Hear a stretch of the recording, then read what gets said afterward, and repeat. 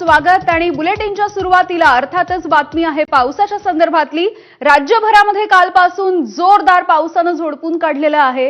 मुंबई, कोकण, पश्चिम महाराष्ट्र यासोबतच मराठवाड्यामध्ये सुद्धा जोरदार पाऊस सुरू आहे। याच जोरदार पावसामुळे मुंबईकरांची दैना झाली आहे। पाणी साचल्यामुळे लोकल ट्रेन, विमान सेवा आणि रस्त्यांवरची वाहतूक कोलमडली। कालचा अनुभव लक्षात घेता आज शाळा आणि सरकारी कार्यालयांना सुट्टी जाहीर करण्यात आली। ग्रामीण भागामध्ये हजारो हेक्टर शेती पाण्याखाली गेली आहे। कोकणामध्ये रविवारपासून कोसळणाऱ्या पावसामुळे नद्या आणि नाले तुडुंब भरून वाहत आहेत। ही सध्याची दृश्य आपण बघतोय। मुंबई, कोकण, पश्चिम महाराष्ट्र आणि मराठवाडा राज्यामधला हा सगळाच भाग सध्या मान्सूनने व्यापून ठेवलेला आहे।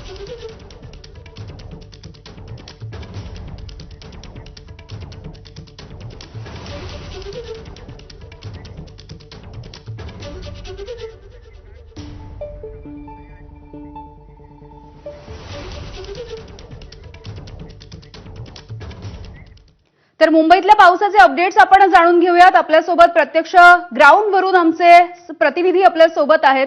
सचिन गाड सध्या आपल्यासोबत आहेत, यानंतर सूरज सावंत आपल्यासोबत आहेत, राजू सोनवणे आहेत आपल्यासोबत, अजय वर्मा सुद्धा आपल्यासोबत आहेत। आपण या सगळ्यांकडून मुंबईतल्या पावसाची स्थिती नेमकी जाणून घेऊयात। सुरुवातीला सूरजकडे जाऊया। सूरज, कुठे आहात आणि काय स्थिती आहे सध्याची मुंबईतल्या पावसाची? यामिनी, नक्कीच मी सध्या परेलच्या हिंदमाता परिसरात आहे। या ठिकाणी पावसाने थोडीफार विश्रांती घेतल्यानंतर आता पुन्हा एकदा पावसाला सुरुवात झालेली आहे। जो हिंदमाता परिसर सकाळपासून पाण्याखाली गेला होता तो आता तिथलं पाणी याचा निचरा झालेला आहे। पंप हाऊस चालू झालेले आहे, त्यामुळे इथली जी वाहतूक कोंडी होती तिला देखील ती फोडण्यात यश आलेलं आहे। वाहतूक ही पूर्णत्व सुरू झालेली आहे। मात्र पुढील 3 ते 4 तास हे अत्यंत महत्त्वाचे आहेत, कारण मुंबईसह ठाणे, पालघर आणि कोकण किनारपट्टीला रेड अलर्ट देण्यात आल्यामुळे मुंबईत आणखी मुसळधार पावसाची ही शक्यता वर्तवण्यात आलेली आहे। सध्या तरी हिंदमाता परिसरात पाणी साचलेलं नाहीये, पाण्याचा निचरा हा पूर्णतः झालेला आहे व जी वाहतूक इतर मार्गांवरनं वळवण्यात आली होती ती देखील आता वाहतूक सुरू करण्यात आलेली आहे। त्यामुळे एकूणच पालिका प्रशासनाला हिंदमाता या सकल भागातलं जे पाणी आहे हे काढण्यात यश आलेलं आहे। मात्र अजून ही किंग सर्कल आणि दादर टीटी परिसरातली परिस्थिती ही जैसे थे आहे। ठीक आहे सूरज, असे सोबत रहा। आपण कुर्ल्याच्या एलबीएस रोडवरती जाऊयात, कारण तिथे सुद्धा कमरे इतकं पाणी साचलेलं होतं, अनेक गाड्या अडकून पडलेल्या होत्या। सचिन गाड आमचे प्रतिनिधी आपल्याला माहिती देतील। सचिन,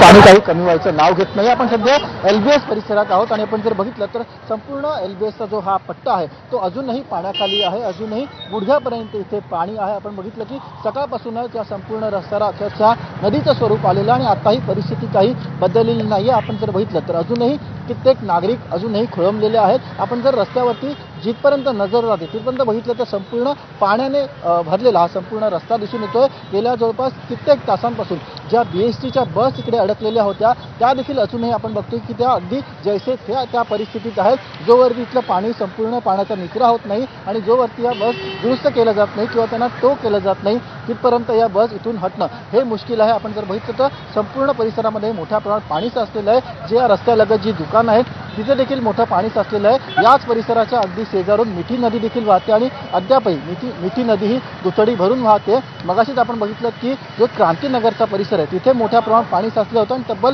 350 लोकांना एनडीआरएफच्या मदतीने त्यांचं स्थलांतर करावं लागलेलं आहे आणि अजूनही मिठी नदीची पातळी काही कमी झालेली नाहीये। अद्यापही मुंबईला रेड अलर्ट कायम आहे। सध्या जरी पावसाने विश्रांती घेतली असली, काही पावसाचा वेग जरी कमी झाला असला तरी या भागातलं पाणी काही कमी झालेलं नाही आणि जर पुन्हा एकदा पावसाने वेग धरला, पाऊस जोरात आला तर मात्र इथली परिस्थिती पुन्हा बदलायला वेळ लागणार नाही। ठीक आहे, अगदी सचिनाचे सोबत रहा। आपण आता दक्षिण मुंबईमध्ये जाऊयात। राजू सोनवणे आमचे प्रतिनिधी आपल्याला दक्षिण मुंबईमध्ये नेमकी काय स्थिती आहे मुंबईतली ही सांगतात। राजू,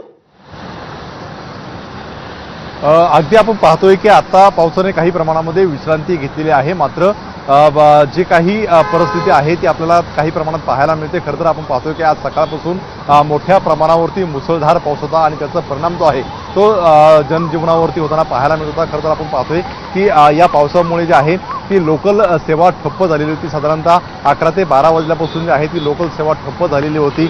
रस्ते वाहतूक सुद्धा ठप्प झालेली होती कारण अनेक ठिकाणी पाणी भरलेलं होतं. त्यामध्ये आपण पाहतोय की अगदी किंग सर्कल असेल किंवा दादरचा परिसर असेल, इतर वेस्टर्न परिसर असेल, या ठिकाणी पाणी भरले. त्यामुळे वाहतूक व्यवस्था सुद्धा कोलमडली होती. सुदैवाने आज मुसळधार पाऊस पडणार होता त्यामुळे सगळ्या शाळांना सुट्टी दिलेली होती. सोबतच आपण पाहतोय की जे काही शासकीय निमशासकीय कार्यालय आहेत त्यांना सुद्धा सुट्टी दिलेली होती आणि त्यामुळे फार रस्त्यावरती वाहतूक जी आहे ती नव्हती. त्यामुळे फार लोकांना त्याचा सामना करावा लागला नाही. मात्र काही वेळ आपल्याला पाहायला मिळालं की वाहतूक कोंडी झालेली होती आणि रेल्वेची सुद्धा वाहतूक जी आहे ती ठप्प झालेली होती. या सगळ्याचा आढावा स्वतः मुख्यमंत्र्यांनी कॅबिनेटच्या बैठकीत सुद्धा घेतला होता. उपमुख्यमंत्री एकनाथ शिंदे असतील यांनी सुद्धा प्रत्येक ठिकाणी भेट देऊन याचा संपूर्णपणे आढावा घेतला होता. त्यामुळे त्यामुळे पुढचे काही तास मुंबईकरांसाठी महत्त्वाचे आहेत आणि आपण सगळ्याच भागामधला आढावा घेतोय. आपण भिवंडीला जाऊयात. आपले प्रतिनिधी अजय वर्मा आहेत आपल्यासोबत. अजय, भिवंडीमधली सध्याची काय स्थिती आहे पावसाची? भिवंडी शहर तसेच ग्रामीण भागामध्ये मागील 2 दिवसांपासून मुसळधार पाऊस कोसळत आहे आणि त्यामुळे भिवंडी शहरालगत वाहणारी जी कामवारी नदी आहे त्या कामवारी नदीच्या पाणी पातळीमध्ये मोठ्या प्रमाणात वाढ झालेली होती. त्यामुळे प्रशासनाने या नदीकाठी असलेल्या गावांना सतर्कतेचा इशारा देखील देण्यात आलेला होता. तेथील नागरिकांना सुरक्षित ठिकाणी हलवणं ही प्रथम जबाबदारी महानगरपालिकेची होती.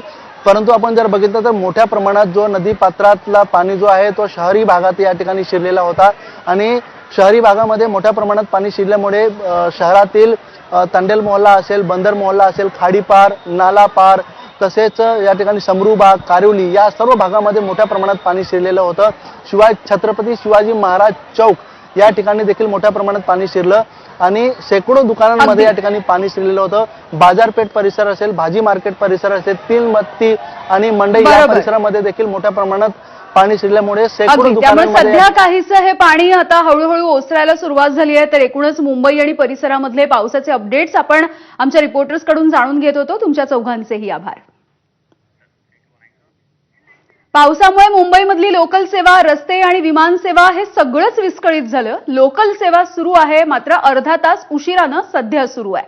Trans harbour, Thane, Vashi local सेवा ही सुद्धा उशिरानं सुरू आहे. दादर कुर्लाच्या दरम्यान अजूनही लोकल सेवा बंद आहे. कुर्ला ते ठाणे एकच लोकल आता सध्या धावलेली आहे. या संदर्भात माहिती मिळतेय. तर काल मध्यरात्रीपासून तुफान पावसानं मुंबईला झोडपून काढलं. लोकल ट्रेन असेल, रस्ते मार्ग असेल आणि विमान सेवा या सगळ्यावरतीच त्याचा परिणाम झालेला दिसून आला.